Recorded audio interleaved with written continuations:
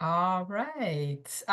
Good afternoon, everybody, here in our webinar space. My name is Daniela Piturka Benton, and I'm the director of the Global Center on Human Trafficking at Montclair State University. And I welcome you to today's event, which is co-organized by the Center and Research on Interdisciplinary Global Studies, RIGS, also here at Montclair State University. The Global Center on Human Trafficking is dedicated to mobilizing collective action to develop novel solutions to the complex problem of human trafficking. The center functions as a space that empowers various stakeholders and communities with an authentic and elevated understanding of human trafficking through various educational and professional development opportunities. We engage and collaborate with legislators and key stakeholders in the anti-trafficking field at our annual legislative breakfast to facilitate informed policy discussions on trafficking. The center also continues to be a competence partner in research and scholarly activity through involvement in various research projects. As many of you know, RIGS is a vibrant hub for innovative research and cross-disciplinary collaboration dedicated to addressing some of the most pressing global challenges of our time. RIGS works spans a range of critical themes, each designed to foster deeper understanding and real-world solutions, including human rights and social justice, sustainable development, migration and global displacement, digital and technological transformations, peace building, and conflict resolution. Through these themes, RIG strives to push boundaries of traditional academic discourse, promoting collaboration between scholars, practitioners, and activists. So thank you all for joining us today. Today's roundtable talk, the first in the Global Center's Perspectives on Human Trafficking lecture series, includes Lauren Belasco from Stockton University and Arno Kurtz from Justice Studies here at Montclair. It's based on the guest's book, Justicecraft, Imagining Justice in Times of Conflict, which explores different notions of justice. In particular, participants home in on the concept of justice as a craft, a dynamic process shaped by skills, knowledge, labor, affect, and materiality. This groundbreaking framework delves into the ways individuals and communities actively shape justice through lived struggles and contested claims, illuminating how these efforts lead to social and political change. Through powerful global case studies, Justicecraft offers fresh insights into transitional and transformative justice, showing how justice making adapts to diverse cultural and historical contexts, providing fresh ideas to transnational and cross-regional issues, such as human trafficking. The authors help readers understand justice as a hands-on process of resilience and resistance. Thank you, Arno and Lauren, for joining us here today. Before I jump into the first question, I would just like to tell our listeners that if you have any questions, please write them into the Q&A box. And you can hit this on your Zoom screen, and we can get back to them at the end of today's presentation. So jumping right into the first question, Justicecraft emphasizes the idea of justice as a craft involving skills, knowledge, labor, affect, and materiality. So how do these elephants redefine the traditional understanding of justice in transitional or transformative justice frameworks? Thank you so much, Dani, for having us and really providing us with this opportunity to share some of our latest research that's been ongoing for quite some while now. And so we want to do some transformations in the field of transitional justice. And so here, the big question, right? What is Justicecraft, and to what extent is it different from some of the traditional justice mechanisms that you mentioned? And just for the readers, Lauren will go into that more deeper later on. But for the traditional viewers or listeners here, these more classic mechanisms include restorative justice or retributive justice practices. Restorative, we often think of truth commissions. Sometimes they're also called fact-finding bodies, and or then courts and tribunals when we think of human rights trials, right? And so what is different in terms of our concept is already the word. We thought long and hard about it. And as you can see, it's a combination, it's a neologism that combines really justice as a form of craft. And as you mentioned here in your introduction, what's really, really key in understanding our framework, we really don't want to have a theory and theory testing, but we want to provide a landing board, a platform for practitioners as well as scholars and advocates to better tackle justice related issues and problems. And so what I'd like to do here is lay out some of the key elements. Lauren will later on delve into some of the more transversal and holistic aspects of Justicecraft. But for right now, let's just pause here, and we have a nice little infographic that is also in our book. I wanted to briefly tell you a few words in terms of these key or core elements. And we'll start with the upper left corner here with the skills, which are abilities that are acquired through practice or training and that really facilitate justice-seeking initiatives. Skills can include leadership, communication, or technical expertise. And that includes, for instance, grant writing or advocacy and negotiation skills. And they really enable our actors in the justice field to articulate justice claims, build alliances, but also foster participation in these overall processes.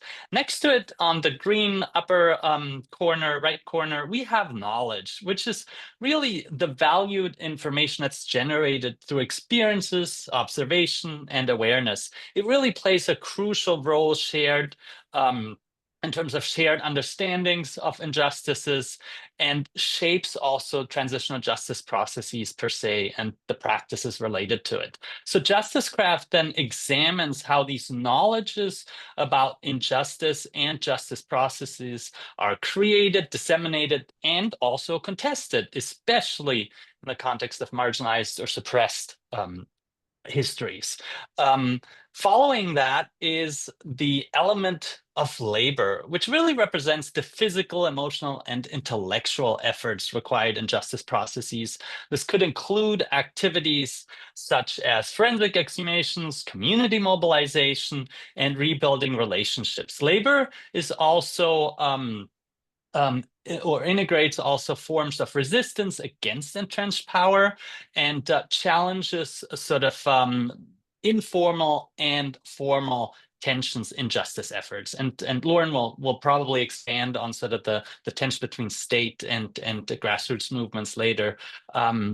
Our fourth element is affect, and this is probably the most interesting, and you've seen in our book cover earlier, the other co-authors. We want to do a shout out to my colleague Chris Lamont, who is in Japan, who couldn't make it because it's very, very late over there, and also Eliza Garnsey, our dear friend and colleague, who is actually really the mastermind behind this idea of affect.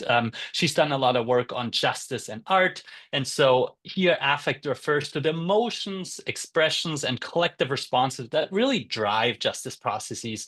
Affect hence captures how emotions that, such as apathy, anger, or resentments really influence the legitimacy and the momentum of such justice efforts. It really emphasizes also the role of shared emotional understandings, like affective communities and communication here. And it shapes then the responses in terms of past injustices and frames also justice demands then. Last but not least, and this is sort of where we put the cherry on top, is this notion of materiality, and it refers to the physical manifestations of justice, such as memorials, artifacts, and resources that mobilize and sustain justice processes. It also includes the impact of physical spaces and objects. This can create shared memories and that then drive reconciliation and address historical wrongdoings. So this is sort of the five key elements. And I want to also leave some room for other questions by our generous host here.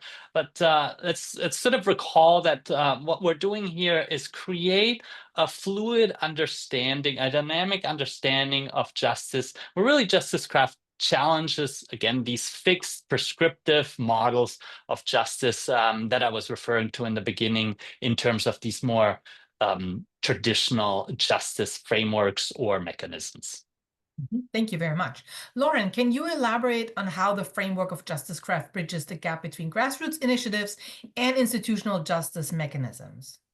Sure. And thank you, everyone, for joining us today. I'm very happy to be here with my colleagues to talk about our book and some of the ideas that emerged from it.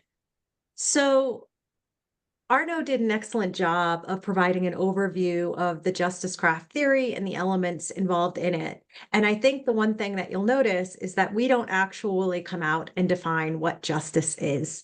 And that's very deliberate for several reasons. The first is we're trying to, even though many of us, or all of us, really have engaged the transitional justice literature and looking at these formal mechanisms, such as truth commissions and prosecutions and reparations or memorials. We want to move away from the impact oriented questions that really do concern the field, right? So what is the impact of these mechanisms on the population? Was justice established? Not that they're not important questions, but we wanted to think about a new way of looking at these institutions. And I think there are two big concepts that we've really engaged with or thought about to think about the relationship between, for example, grassroots initiatives and transitional justice mechanisms. And that's the idea of time and the idea of space. So when we think about a justice mechanism, with our Justicecraft framework, we're less concerned about the actual mechanism and more concerned about process in which it was created, and the conflicts may have emerged as part of that process, right? So when we think about claims to justice made by a population, sometimes the output or the outcome of whatever the state or civil society groups decide to come up with may not have been the original idea that was manifested by the population. And I think, and sometimes that's intentional, sometimes it's not.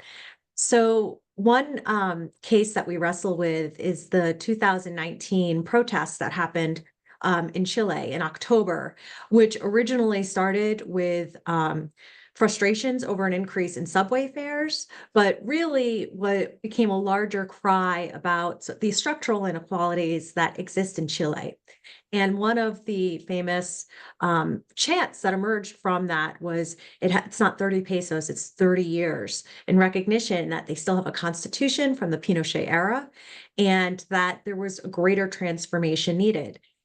Now, at that time, right, there was a lot of promise. The president at the time, President Piñera, had promised, okay, maybe we need to talk about a new constitution. And since then, there's been two failed attempts at such a transformative process. And if you look at public opinion, reflecting back from 2019, people are less maybe committed to the idea, but really concerned about issues such as citizen insecurity now, right?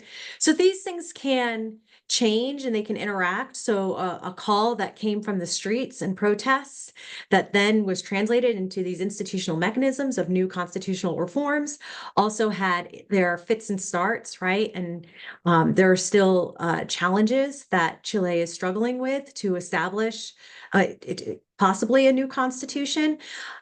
A Justicecraft framework allows us to look at all of those parts and not just one aspect of that event in particular, right? So we're looking at the different spaces in which these justice claims are made, and we're also examining the evolving process.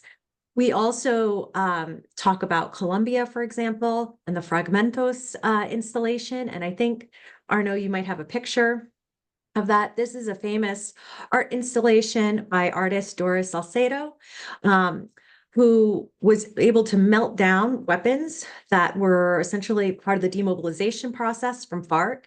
And it was women who were survivors of sexual assault during the conflict that banged out these tiles, which then serve, you can see, as the floor there, right? Once again, this is a partnership with the state and its formal demobilization process with FARC, but it's also victim survivors coming together to take part and ownership over such a process. So our idea of Justicecraft is that we study all of these dynamics and how they intertwine together. Again, with the Fragmentos example, we can think about the materiality of the tiles being melted down from the weapons. We can talk about the labor of the women who participated in shaping and creating this art installation. And we can also talk about sort of the knowledge that we're able to gain both by participating and bearing witness to this art installation and learning about how this came to be. So Thank you, I'll stop Lauren. there from now. We have a few more examples, but thank you, Danny. Yeah, no, the book provides several other global case studies to illustrate Justicecraft in action. So Arnaud, could you maybe share a particularly compelling example and explain how it embodies the framework's core elements, perhaps by drawing from an example related to global human trafficking?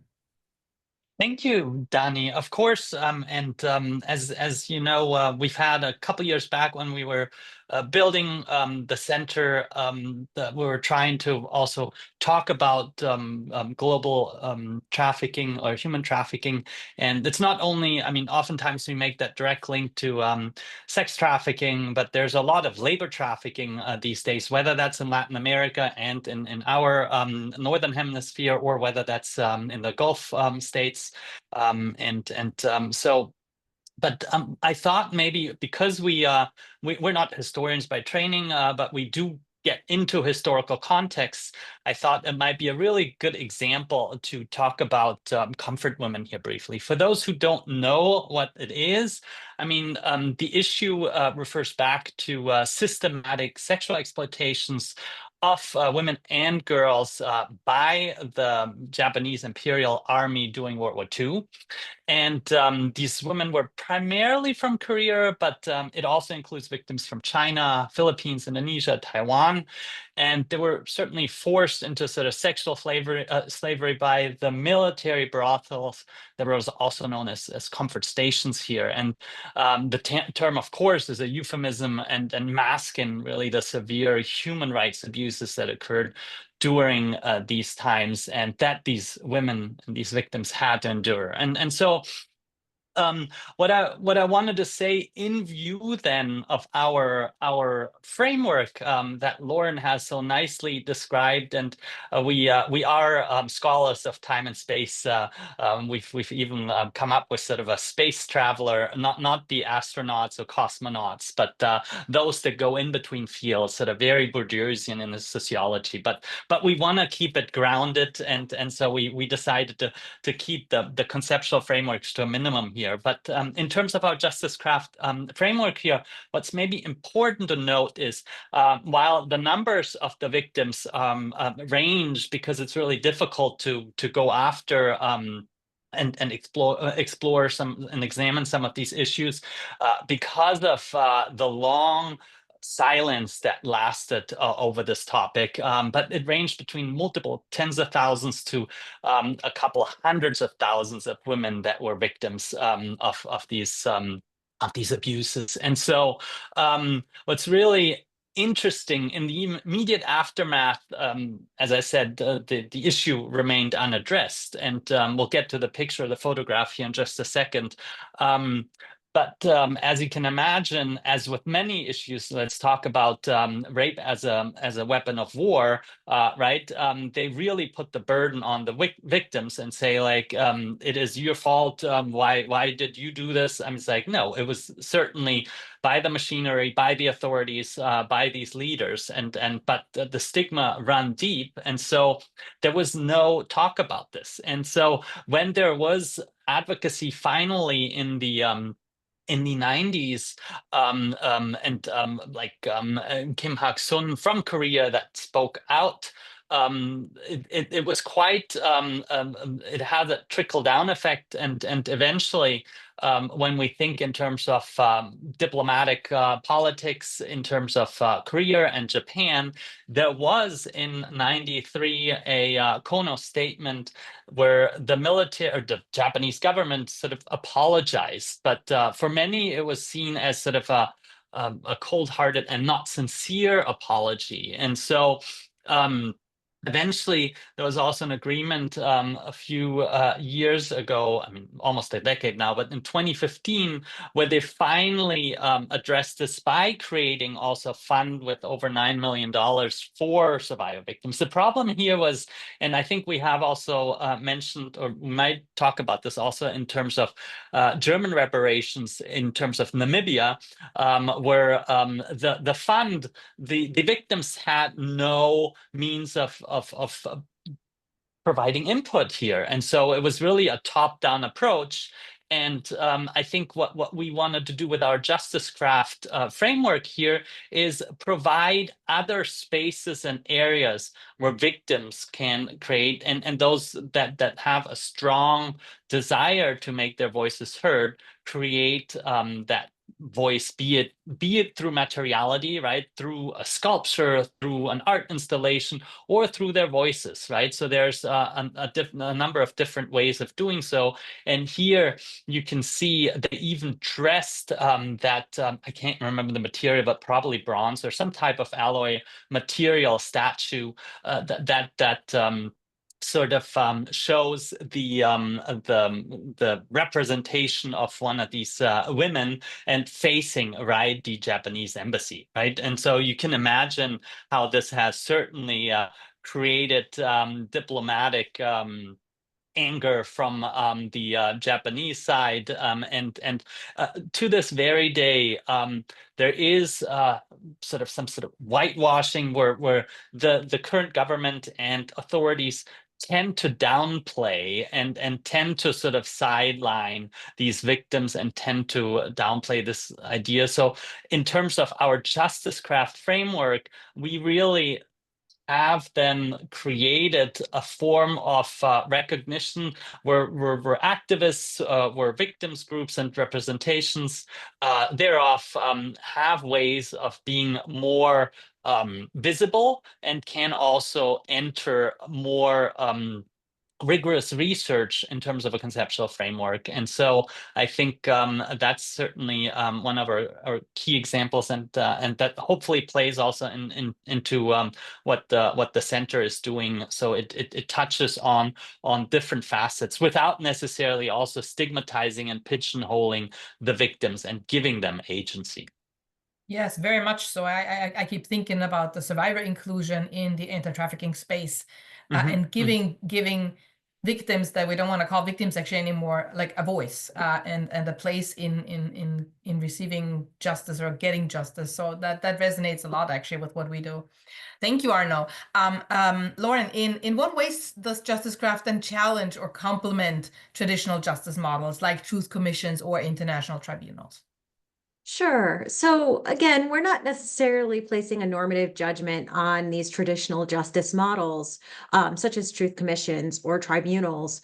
We're just aware that the industry of transitional justice includes many stakeholders, policymakers, lawyers, funders, and research centers who are invested in evidence-based outcomes, data collection, program appraisals, and policy recommendations to justify funding and political support.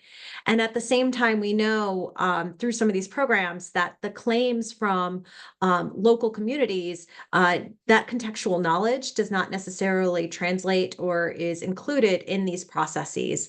So we're really interested, again, in understanding if and under what context do these tensions emerge.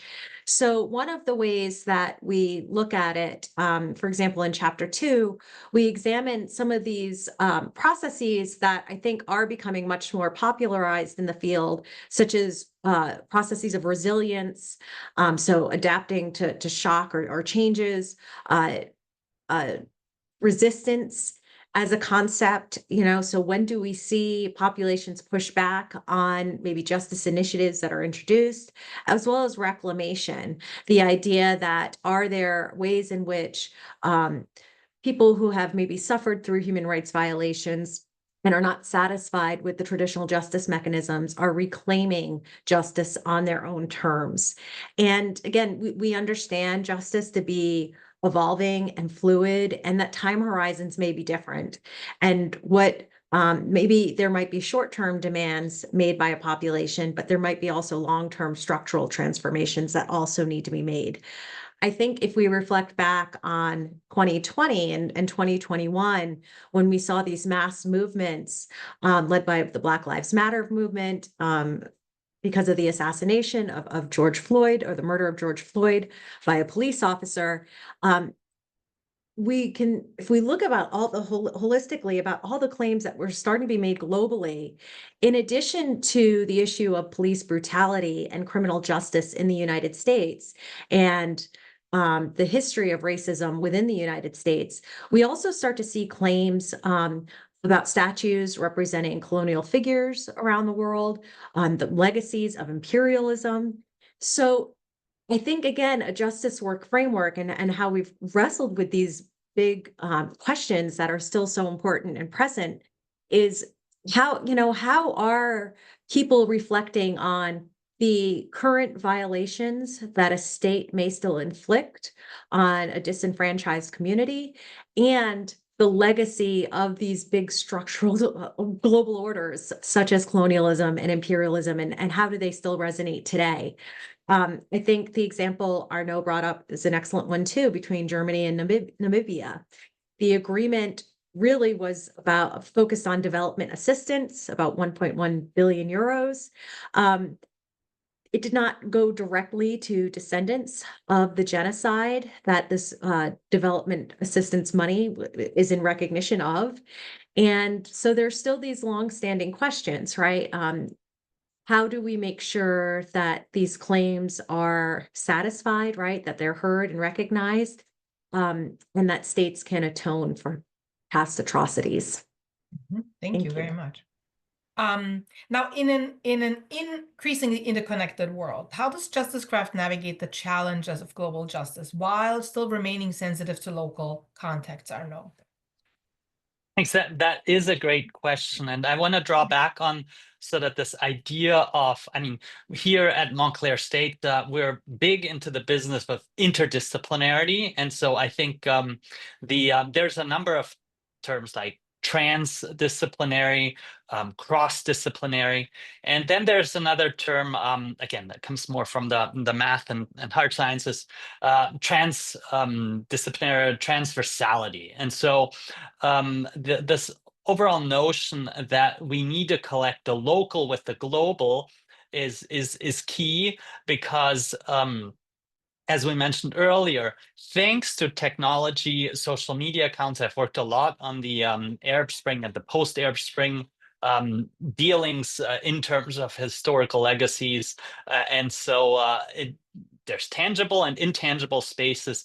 And I think connecting these remains really, really important. And I think the way we do so is by using certainly conceptual frameworks and referring to work on the issue, but also by providing very hands-on examples. And I'd like to linger for a second on two quite telling, but also juxtaposing examples on how this dealing with the past and collective memory processes here unfold. And one is the Villa Grimaldi in Santiago de Chile. So under Augusto Pinochet's dictatorship, this was certainly a sort of a hub and a torture location where many people disappeared, and so certainly inhumane conditions for prisoners, and so certainly a traumatizing site where abuse and death were sort of capitalized under the regime, and so when these thinking about the third wave of democratizations, Huntington here, right, in the early 90s, Chile did transition to a newly democratic regime. Advocacy and human rights defenders groups really decided to transform this site, right? And so we've seen this also, for instance, in Germany, in terms of the former Eastern Germany police state with the Stasi and the torture sites there. We've seen this also in terms of Black Lives Matter in the global South, in our U.S. South, where we've torn down a lot of these relics, a lot of these statues and memorials to these Southern generals. And so there was this big debate among the Black Lives Matter movement. We need to destroy it. And others, historians, one of my colleagues, Vjeran Pavlokovic included, said like, you can't do tabula rasa, right? This was horrendous what happened. And so these defaced statues often ended on sites that were out of public sight, but still in a way where people could say, see, this was part of our memory. We don't want to forget these things, right? And so here, the idea with Villa Grimaldi, to come back to my example, was certainly a transformative memorial where then it could become not only a site where people could kind of get this claustrophobic feeling like, oh my gosh, in this room so many people were tortured, but also you really used the space interactively through educational seminars, and so it's become really a space where this collective memory becomes present, right? I think the beauty, and this is a great expression for those who speak some German or have prior knowledge to transitional justice studies.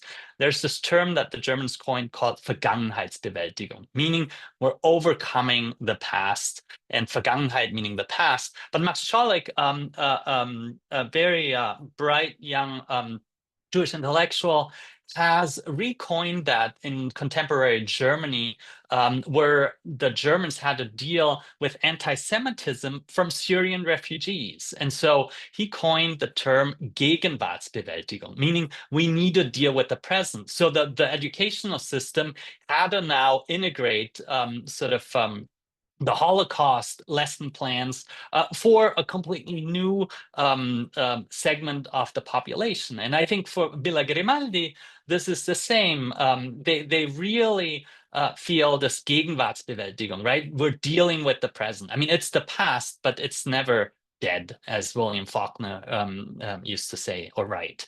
And so, again, this is one example, but I want to also provide another example that's quite a bit more problematic, and that ties into a whole research strand of what we know as dark tourism, right? There's a memory tourism per se, but more the dark side. And so as many of you know, I've worked quite a bit in the Balkans. This was my introduction, the former Yugoslavia, into memory politics and transitional justice studies.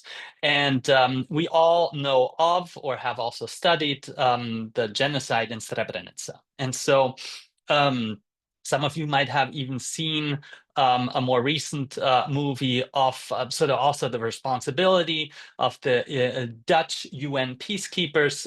It's called Quo Vadis Aida, telling the fictive story, but again, based on real events, the fictive story of a translator, a Bosniak translator, during that moment where the Bosnian Serbs were about to cleanse the area, right? And so I think this area is particularly traumatized, and we've some of you who are old enough do remember the siege of Sarajevo in the early 90s. And it was a horrendous moment where, because Sarajevo is in a valley and is surrounded by mountains, you could barely walk through the streets. Snipers were positioned around the hills and the mountains, and it was very treacherous and very, very difficult situation. So anyone that could get out will get out, but you had a core of Sarajevans that stayed, said, this is my city, I'm going to protect it. And so, long story short here, you also have sites of memory along the city. And some of them are a bit more commodified, where they have, for instance, the tunnels that would be outside the city, and there were secret tunnels they would help then, or tunnels that were held still by Bosniak forces. And so they now serve as sort of a tourist site, where it's like, this is how we used to provide any provisions during the siege, for instance, right? And so in more recent years, I was quite taken away by an effort of youth that were included here in terms of dealing with it.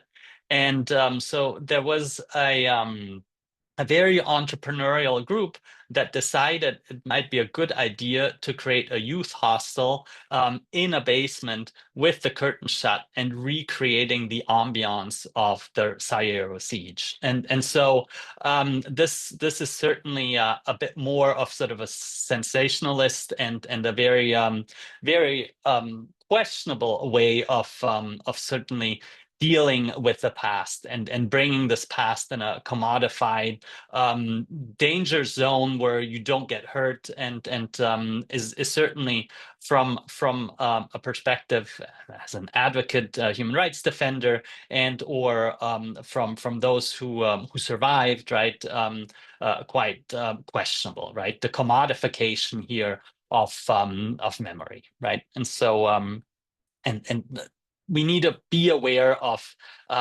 to what extent it is an educational and a very sort of forward-looking dealing with the past, this Bewältigung, as I mentioned earlier, or whether it becomes then a profit-driven enterprise, which is also the case in some scenarios. Thank you very much for this very, very illustrative examples that really help us understand the concept even more. Lauren, what lessons can policymakers, activists, and scholars draw from this book to better support justice-seeking efforts worldwide? Sure. So I think the lessons are actually from the creation of the book itself. It's our partnership as colleagues who we've come from different disciplinary backgrounds, even though we share an interest in a similar field and similar questions. But our regional backgrounds, our scholarly backgrounds, the different ways we've approached these questions, and then the collaboration that we've had together, I think is one of the best ways to generate knowledge. And so that would be one of the first lessons to extract, right? Is for us to connect with people who might have a shared interest, but different background, different interest, different scholarly expertise and skills, and to see how we can connect and strengthen our intellectual knowledge together, right? And to generate knowledge together as a collective. I would also say the one thing that four of us do agree on is rejecting this idea that justice can have this boilerplate this template that can be exported abroad to any situation, which unfortunately I think sometimes in the peacekeeping industry or even the transitional justice industry, because of grants and publications and the way sometimes academia even works, there is this pressing urge to be able to have a one-size-fits-all model that may be applied to different contexts. And I think we know now that does not work, that we do need to move away from that. Not to say that there cannot be commonalities and similar lessons that are generated from different cases. So my background training as a political scientist is also as a comparativist. And as a comparativist, we know that we can extract lessons and we can gain analytical leverage when we study cases in conversation with each other. That doesn't necessarily mean that what works for one country will automatically work for another. So the more that we can create bridges as a global community interested in human rights and global issues, while also acknowledging that a uniform model is not going to be something that will work in every country, I think that's the first step for moving forward. Thank you. So given the book's holistic and evolving nature, like you just said, where do you see Justicecraft contributing most effectively to future political and social change? I know. Thanks. So I think there's a couple of areas or domains that we can think about here. Lauren highlighted our fluid and flexible approach. So this form of adaptability certainly works well in terms of climate justice, for instance. And one of our co-authors, Chris and I, talked about this overall concept of global justice. And global justice as a theoretical concept was oftentimes geared towards redistribution and social and economic injustice. But Chris and I really focused on post-coloniality and climate here. So green justice, which climate justice, or injustice, I should say, has also a lot to do with race and where you come from. And we've seen this with the Global South, where a lot of these impacts hit those countries, these least developed countries, most, but they're certainly not the ones that caused it the most, right? And so I think our framework can certainly serve as a platform, as a sort of stepping stone for different stakeholders, be that governments, be that international organizations, or, as I said, at the grassroots level, a real good glue or tool that helps better understanding. Because if international organizations such as the UN and or regional organizations, right, think about the African Union, understand that justice and more equitable solutions come through a dialogue and don't come, as Lauren mentions, through a top-down approach where we know better, you got to prescriptively apply XYZ strategies or resolutions that we decided in some sort of back room in Geneva or in New York. That makes it really problematic because the folks on the ground, and I've worked a lot with, for instance, more recently through a Fulbright program in Guinea with local women to help their political participation, a process where you know that Western Africa has been hit by a coup belt, where a lot of military leaders are now in charge of a country's or state's affairs. That's the same for Guinea now. There's an interim leader. It's highly problematic. He said there will be elections, and now he will be likely running as a president, in form as a civil person. You can see how that works, right? And so it's very, very problematic. But the fact that you really integrate and you create workshops, and similar to what we do here at Montclair, in terms of the governance, shared governance structures that the Senate here has tried to promote, creating transparent structures and opportunities for dialogue. And I think our framework certainly helps in view of given folks, stakeholders, different individual groups, and or also the big heavy lifters like state governments, with a better understanding and some tools. We don't want to say a blueprint or sort of maybe a roadmap, right? A compass, so that they can actually play with this and be more inclusive and more aware of these challenges, and also the demands that are often not being heard by these big players. Thank you, Arno. My last question to the authors. How do you envision the Justicecraft framework evolving as new global challenges and forms of injustice emerge? Lauren, maybe you want to go first. Sure. So one thing we did consider, but we didn't end up writing about, maybe it'll be another project, is we focused, I think, predominantly more on progressive issues. But there was this question about right-wing or conservative justice movements. And I think that's a very interesting question, right? So how could this Justicecraft framework identify different justice processes or justice claims that are coming, which I think in the field we traditionally think as more liberal and progressive. Now there are some more emerging conservative movements that are emerging. So that's one question I think that's out there. And relatedly, I think there's also this big question about liberal democracy, the state of liberal democracy in the world today, and the rise of populism. and how people and movements negotiate human rights claims under these new hybrid regimes or populist leaders. I think that, again, I don't want to be too I don't want to homogenize too much here, but I think that there has been evidence of people rejecting international institutions, or at least being skeptical of them.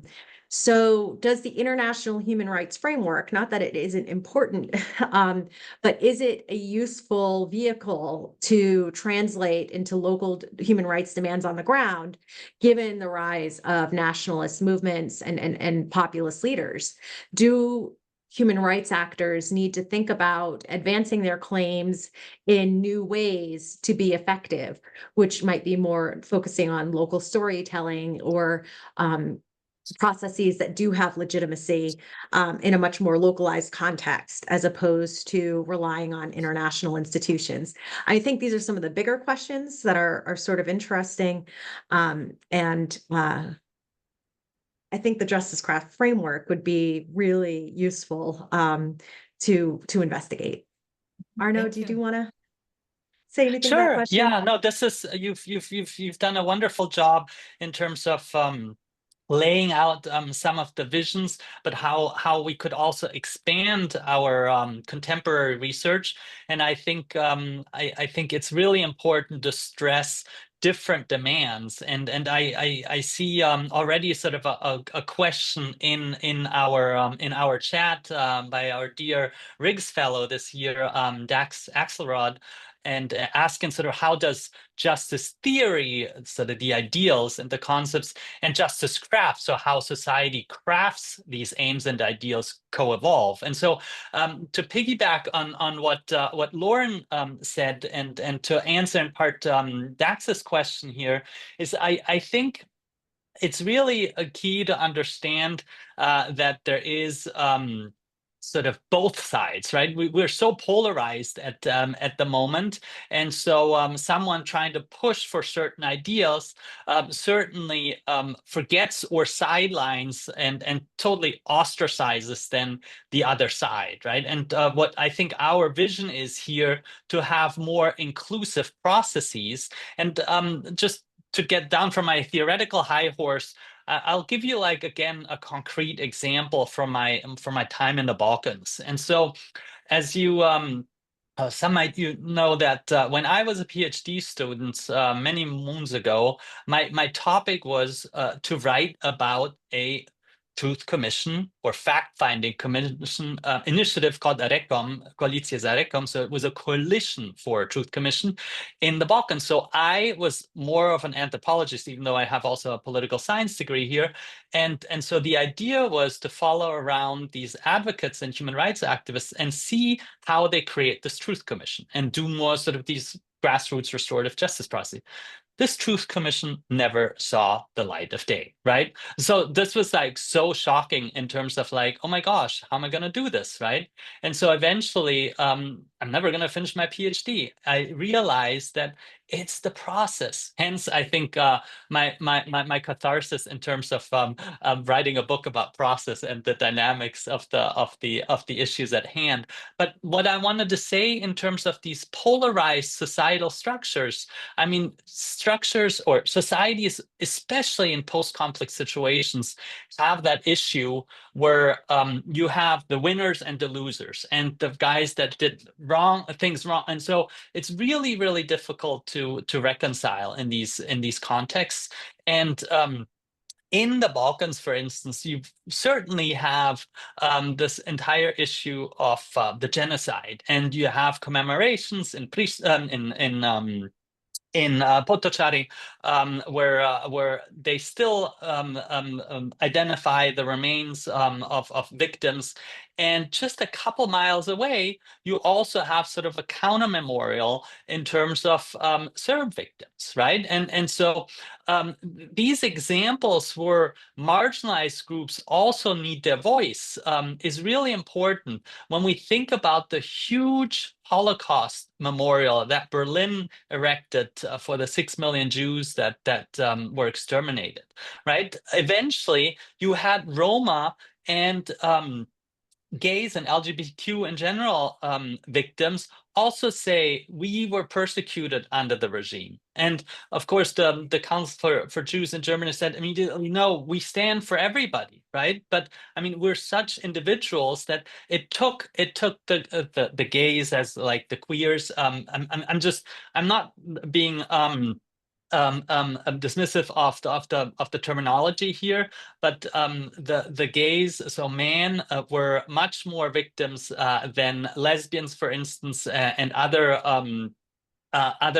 gender and sexual minorities, simply because also transgender didn't exist. It was more cross-dressing at the time, but so for the sake of our contemporary language, I'll use just queer as a term. So queers had to, in the early 80s, when we had basically the issue of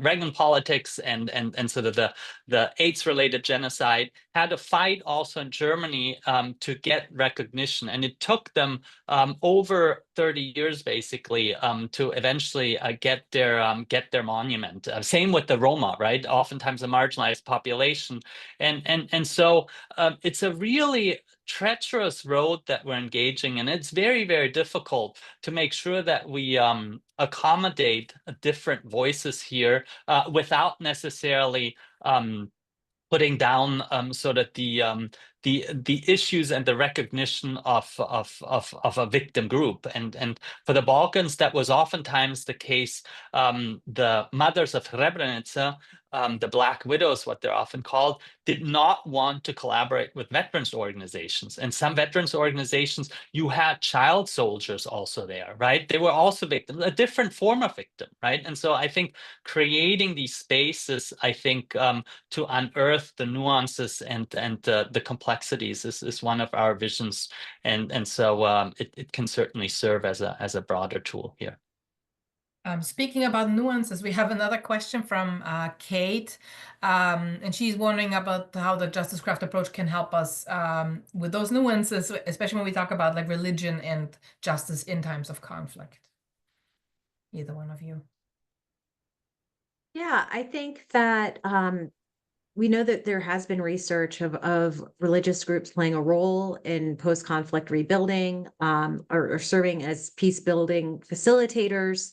Absolutely, I think the Justicecraft framework would be well positioned to study how these groups interact during a post-conflict or even during conflict. I mean, when I first saw that question, my immediate thought was in Central America in the 1980s, right? And you had Catholic nuns and priests who maybe committed to liberation theology, seen as subversive and dangerous, right? A threat to these authoritarian regimes that were committing human rights abuses, and yet they were leaders in advocating for justice and fairness and protection of the civilian communities that were targeted during that period.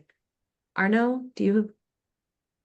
Yeah, no, I think you're absolutely right, and I think we could probably talk a lot longer on these issues, but I think the nuances. I want to get back into what we said earlier about this transitional justice industry that and entrepreneurship that we've oftentimes seen, and I think in view of our not only scholarly contribution with Justicecraft, but also in terms of how we would like to see this implement, right? Because as I said, it's a framework. We want to inspire people. That's why we also, if you haven't seen the book, download it. It's available in e-format. It's very short. It's 100 pages long. And so I think in terms of these, we don't prescribe, we help understand and unpack. And so I think to emphasize the nuance part here, it's really about creating a space that opens up a dialogue, and I'm not saying it's like people sit down and start talking to each other, but this virtual and or conceptual dialogue that people need, I feel, in terms of better understanding these problems, because as Lauren mentioned earlier, whether that is the International Center for Transitional Justice or any other broader institution, the UN is a great example. For instance, we did have for the longest time a lot of tension between restorative and retributive justice mechanisms. It was, is it truth versus justice, right? Was one, and again, and then the whole Truth Commission folks said, like, what is the truth?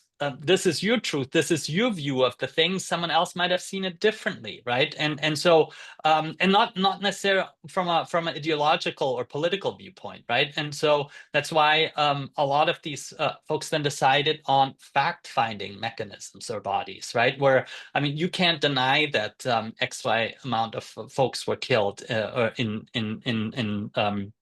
and then put in a mass grave, for instance. And so I think that debate at the UN level, and I think in terms of transitional justice, when we think about how the whole field evolved from democratization theory and has been at first very heavily pushed by legal experts, and only eventually have there been anthropologists, sociologists that joined the ranks of like political scientists?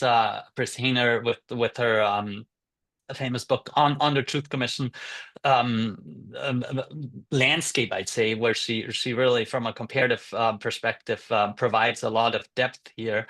But I think with Justicecraft, what we were trying to do is opening up this field to, if you will, democratize the playing field of those involved, right? And I think I maybe want to end on a note in terms of second generation victims, right? When we think about also post memory, Hirsch has done some work there, and so.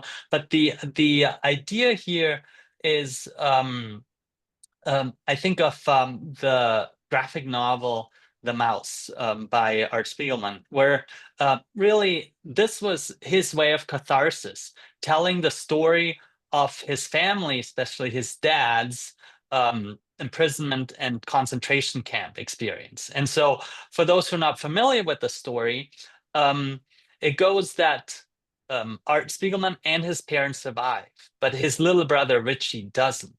And so his family, after their unification, really seeks for a long time, probably decades, the whereabouts of his brother Richie.